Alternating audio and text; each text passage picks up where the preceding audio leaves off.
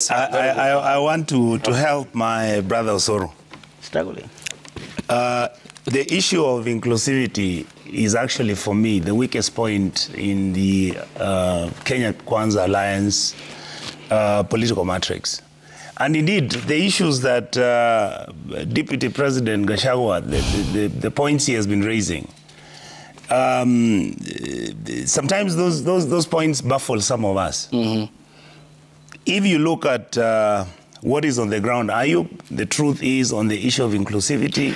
Yes, I know that the national government is supposed to, through the presidency, arrange and plan whatever and how they feel the agenda is going to be, because the manifesto was already saying what they're going to do. Then the Kenya Kwanza Alliance comes in. If we sit in this studio here today and get the list of the people that the president has appointed to the critical positions, it's dumbfounding. Even President Moi never did what has just been done by the KK Alliance government. Some of the people, I'll give you an example, my brother Ayub. You take like the Kenya Airports Authority. The chair is a good man, he's well educated. Look at the list of the people who have been appointed to that list. They know nothing about civil aviation. It is basically an arrangement of friends, people who participate, and there's nothing wrong with rewarding the people who helped the government of KK Alliance to take over leadership in this country. But at some point, Deputy President Gachagua must know, and we have said this, and I'll say it in this studio, his words mean a lot because he's not an ordinary Kenyan in the street. Right now, Kenyans are just fed up of this noise. The noise of you people are the ones who have been creating the mess in this country. You people are the ones who went and joined Uhuru. They never talk about how the former deputy president, who's now the president, Honorable William Ruto, was with Uhuru Kenyatta. The first 5 years, they were together. So any of the mistakes that Uhuru was making, William Ruto must own up. And what we are saying is, it is unconscionable for the government to constantly keep talking about how we in the opposition are interested in things which don't even exist, how we want Nusukate, how we want to negotiate to be given cabinet positions in this government. Those positions have been taken. PS positions have been taken. CS positions, the court has thrown out. There is no government that we are going to share with William Ruto. What we want to do is actually oversight this government with legitimacy and with fairness. In other words, we must begin to inculcate the culture of democracy in our country.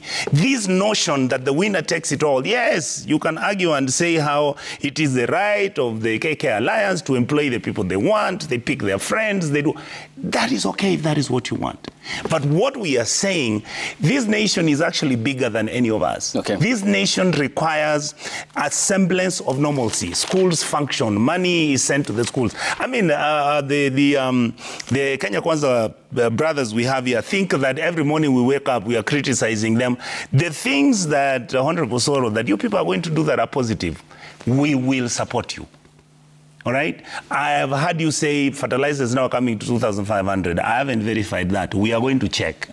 The fertilizer you are saying that was being distributed, yes, you are the majority whip. You can get that fertilizer. How many MPs in Kisii have gotten that fertilizer? We don't know. We are going to vet you. This fertilizer is being stolen and being sold by officers from government. We know the stories which have come out. We know that. Since your government took over, look at the scandals that you guys have come up with. They are not less than 6. I mean, we are saying governing is much more complex than calling a press conference and ranting over it. Kenyans' emotions have been so high. People have died. People are being buried. Others are sick in the hospitals. What we are saying, a serious political leader in our country must be able. And that is why I say I give William Ruto a lot of credit. I agree with my brother here. The presidency is under siege. It is under state capture. Okay. There are individuals within the KK Alliance who are shocked that William Ruto is talking with Raila. But what is William Ruto's history? He was in ODM. He has been in KANU with Raila. He has been in government with Uhuru. All these people know each other. It's only us who pretend that these are strangers who have come from some world, and in fact, what is going to happen, they can kill each other. No. Okay, Senator. Let us be a people who are willing to talk with each other. Your point noted, Senator. Yes. Senator, your point is noted. Well, talking about the history of Raila Ruto. Yes.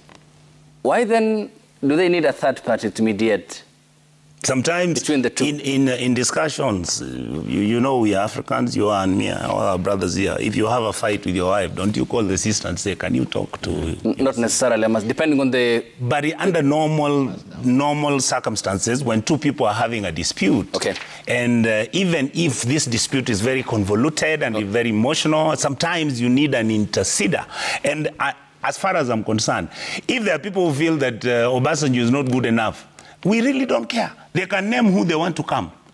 Because the issues that you have, and the reason why I believe Obasanjo came, this is what he's been doing in all these African countries. But the point is, Senator Onyonka, can you agree with me? This is not the first time we are having talks, but of not such a degree. We had the Serena talks in 2008. That is true. And we had other sets of mediators, some now deceased. And they have no nice words for the Kenyan political establishment. That is true. That you subscribe to. To a large extent, if you came from Europe and you came in an aeroplane and landed at the airport and picked the paper, would you take our political class to be a group of serious people? You included that? Absolutely. Okay. We make fools of ourselves. We discuss issues that are irrelevant. We are not talking about how... look at the headlines today. Students who are supposed to go to the university, there's no money. You look at our hospitals, same. You go to the county governments, the same.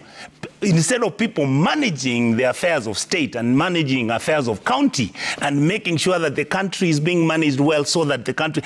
We in the opposition, and I want to tell my brothers here, Honorable Matthew, you know we've discussed this. Honestly speaking, we want the KK Alliance to succeed. We don't want the noise. You've seen the clip where there are so many of us put on that clip and everybody's talking.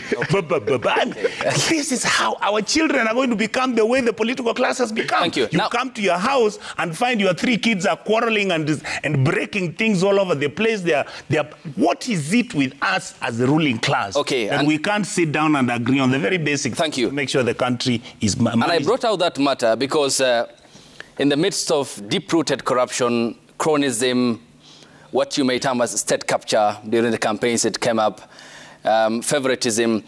Kofi Annan, the former UN Secretary General, who was a key pillar in the talks in 2008, now deceased, in his book, Interventions, A Life of War and Peace, an entire chapter dedicated to the Kenyan political class, he mentions and accuses members of the Kibaki and the Odinga teams at the Serena talk for some time placing childish obstacles in his way to get peace. The 8 members of the negotiating team representing PNU are Martha Karua, Moses Wetangula, Professor Samongeri, the late Mutula Kilonzo, ODM's Musalia Mudavadi, William Ruto, Eldoret North MP, James Orengo, and Dr. Sally Koskei. In the same breath, the former Tanzanian President Benjamin Mkapa, the late, a diplomat and who is held in high esteem across the continent, also says in his book, My Life, My Purpose, a Tanzanian president remembers, he says, the talks would eventually lead to the signing of the National Accord and subsequent formation of a government of national unity, also known as Grand Coalition Government. However, he says, locking out Karua and William Ruto was the way to that peace because they were the most difficult people to deal with. Karua and Ruto today are on opposite sides of the divide. One is a president, another is a principal. You are members of, subscribe to these different political formations. Yes.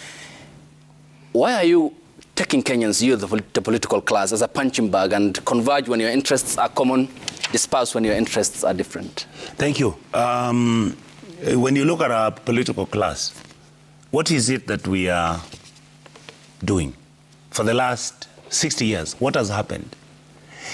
When we were supposed to have sat down and come up with the strategies on how to take our country to the next level, whether it was from 1970s, 80s, and 90s, when you look at the governing structures which have been created in this republic, even when you look at the constitution that we adopted, instead of having good faith and coming up with a constitution that was going to look at our unique coexistence as a people, all right, and I've sat here and I've listened to us saying the Constitution actually says the winner takes it all. Is that a recipe for a country that is divided in terms of parochial, communal, and even personal interests in making sure that this country governs itself?